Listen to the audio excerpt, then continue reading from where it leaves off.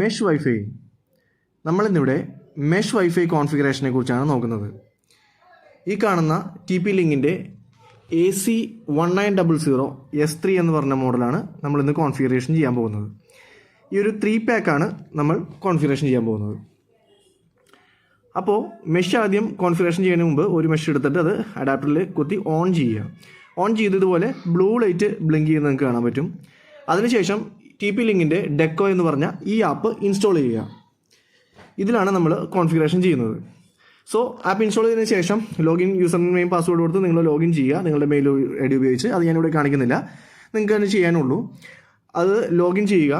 Login ചെയ്തതിന് ശേഷം നമ്മൾ ലെറ്റ്സ് സ്റ്റാർട്ട് അല്ലെങ്കിൽ ലെറ്റ്സ് ബിഗിൻ എന്ന് പറഞ്ഞൊരു ഓപ്ഷൻ കാണാം.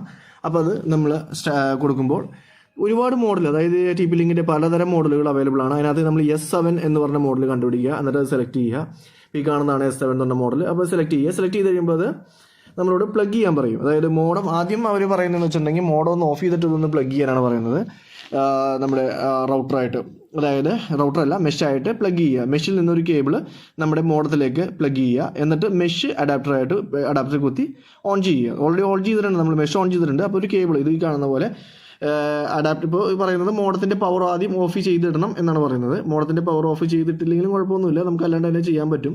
അതിനകത്ത് പറയുന്നത് മോഡത്തിൻ്റെ പവർ ഓഫ് ചെയ്തിട്ടതിന് ശേഷം ഈ ഒരു കേബിൾ കണക്ട് ചെയ്യുക. അതായത് മെഷിൽ നിന്നും ഒരു കേബിൾ, ലാൻ കേബിൾ ഈ മോഡത്തിലോട്ട് കണക്ട് ചെയ്യുക. അതുപോലെ തന്നെ മോഡവും മെഷും പിന്നീട് പവർ ഓൺ ചെയ്യുക. ഇത് രണ്ടും ചെയ്തതിന് ശേഷം പവർ ഓൺ ചെയ്യുക. ചിത്രത്തിൽ കാണുന്ന പോലെ ചെയ്തതിന് ശേഷം പവർ ഓൺ ചെയ്യുക. പവർ ഓൺ ചെയ്ത് കഴിഞ്ഞിട്ട് നമുക്ക് ഈ താഴത്ത് കാണുന്ന നെക്സ്റ്റ് എന്ന് പറഞ്ഞ ബട്ടൺ ഞെക്കുക. നെക്സ്റ്റ് എന്ന് ബട്ടൺ ഞെക്കുമ്പോൾ അത് മോഡം അപ്പായിട്ടുണ്ടാവും എന്നാണ് അവർ പറയുന്നത്. നമ്മൾ മോഡം ഓഫ് ചെയ്യുകയാണെങ്കിൽ അറിയാം മോഡം അപ്പാവാനായിട്ട് കുറച്ച് ടൈം എടുക്കും. അപ്പോൾ അത് മോഡം അപ്പായിട്ടുണ്ടാവും എന്നാണ് പറയുന്നത്. അപ്പായി കഴിയുമ്പോൾ അവർ ഗ്രീൻ ലൈറ്റ് കത്തുമെന്ന് പറയുന്നത്. അപ്പോൾ അത് അപ്പായതിന് ശേഷം നമ്മൾ വീണ്ടും നമ്മൾ നെക്സ്റ്റ് കൊടുക്കുക. നെക്സ്റ്റ് കൊടുത്തു കഴിയുമ്പോൾ നമ്മുടെ അടുത്ത് ആ ഒരു പവർ ഓൺ ചെയ്തതിന് ശേഷം ഡെക്കോയിൽ ആ ഒരു ബ്ലൂ ലൈറ്റ് ബ്ലിങ്ക് ചെയ്യുമെന്ന് പറയുന്നത്. അപ്പോൾ നമുക്ക് കാണാൻ പറ്റും. അത് നമുക്ക് നമ്മൾ ഡെക്കോ ഓൺ ചെയ്ത് കഴിയുമ്പോൾ, അതായത് മെഷ് ഓൺ ചെയ്ത് കഴിയുമ്പോൾ കുറച്ച് നേരം കഴിയുമ്പോൾ നമുക്ക് അതിൻ്റെ ഒരു ബ്ലൂ ലൈറ്റ് ബ്ലിങ്ക് ചെയ്യുന്നത് നമുക്ക് കാണാൻ പറ്റും.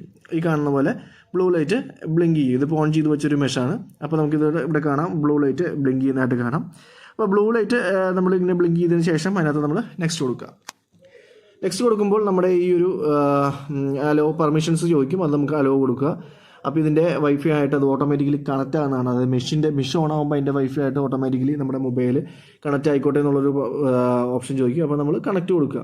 അപ്പോൾ എന്താ സംഭവിക്കേണ്ടതെന്ന് വെച്ചാൽ നമ്മുടെ ഈ ആപ്ലിക്കേഷൻ ഈ ഒരു ഇതായിട്ട്, അതായത് നമ്മുടെ മെഷായിട്ട് കണക്റ്റ് ആവും. കണക്റ്റ് ആയി കഴിഞ്ഞിട്ട് നമ്മുടെ ഈ മോഡമായിട്ട് അതിനെ പെയർ ചെയ്യും.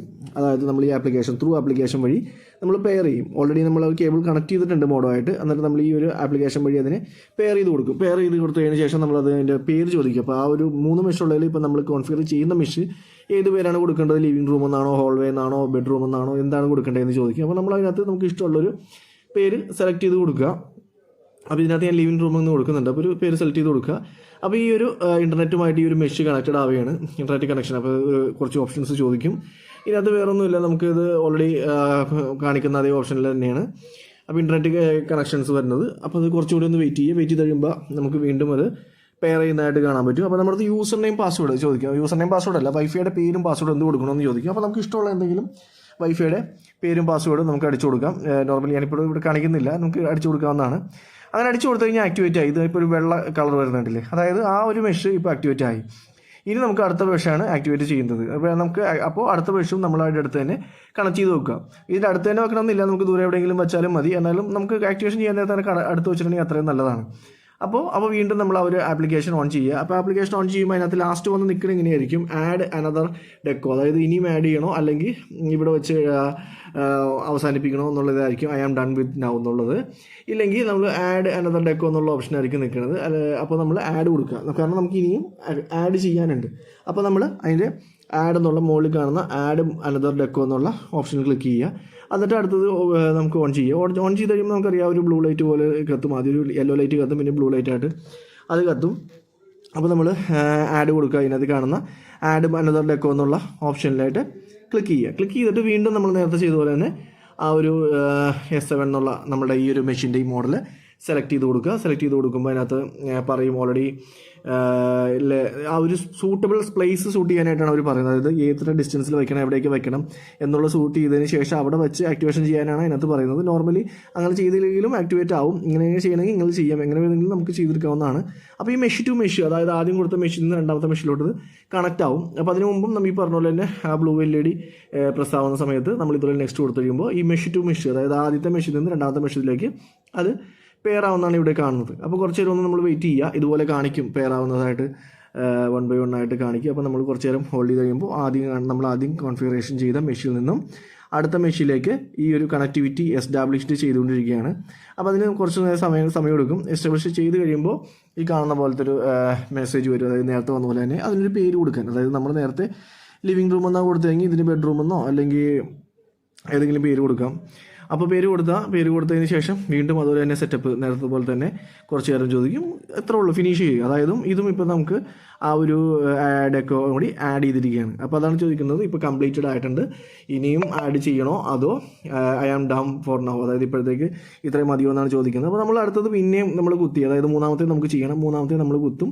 അപ്പോഴും ഇതുപോലെ തന്നെ ബ്ലൂ ലൈറ്റ് കാണിക്കും. നമ്മൾ അവിടെ തന്നെ ആഡ് എന്നുള്ളതിൻ്റെ ഓപ്ഷനിൽ ക്ലിക്ക് ചെയ്ത് കഴിയുമ്പോൾ വീണ്ടും ഇതുപോലെ തന്നെ വരും. അതായത് ആ ഒരു ബ്ലൂ ലൈറ്റ് ലിങ്ക് ചെയ്യുന്നുണ്ടെങ്കിൽ ഒന്നുകൂടി ആഡ് ചെയ്യാൻ പറഞ്ഞിട്ട് കൊടുക്കും. നമ്മളവിടെ പിന്നെയും ക്ലിക്ക് ചെയ്യുമ്പോൾ ഇതുപോലെ വീണ്ടും, അതായത് ആ ഇതിൽ നിന്നും അടുത്ത മെഷിലോട്ട് ഇത് വീണ്ടും എസ്റ്റാബ്ലിഷ് ചെയ്യുകയാണ്, കണക്ഷൻ എസ്റ്റാബ്ലിഷ് ചെയ്യുകയാണ്.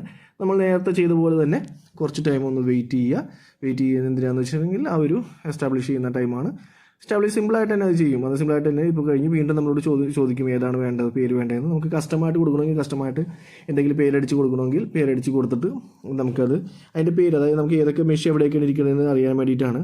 അതായത് ഈ ആപ്ലിക്കേഷൻ ത്രൂ കഴിയണമെങ്കിലും ഏതൊക്കെ മെഷാണെന്ന് അറിഞ്ഞാലാണ് നമുക്ക് ഈ ആപ്ലിക്കേഷൻ ചെയ്യാൻ പറ്റുള്ളൂ. അപ്പോൾ ഫസ്റ്റ് ഫ്ലോർ കൊടുക്കണമെങ്കിൽ ഫസ്റ്റ് ഫ്ലോർ കൊടുക്കുക. നമുക്കിങ്ങനെ മാനുവലി ടൈപ്പ് ചെയ്തും കൊടുക്കാനായിട്ട് പറ്റും. അപ്പോൾ നമുക്ക് പിന്നീട് ഈ ആപ്ലിക്കേഷൻ കയറിയാൽ നമുക്ക് സിമ്പിളായിട്ട് തന്നെ കണ്ടുപിടിക്കാൻ പറ്റും. എന്നിട്ട് നമ്മളത് ഓക്കെ അടിച്ച് കഴിയുമ്പോൾ ഇതുപോലെ വരും. ഇപ്പോൾ ഡൺ, കംപ്ലീറ്റഡ് ആയി.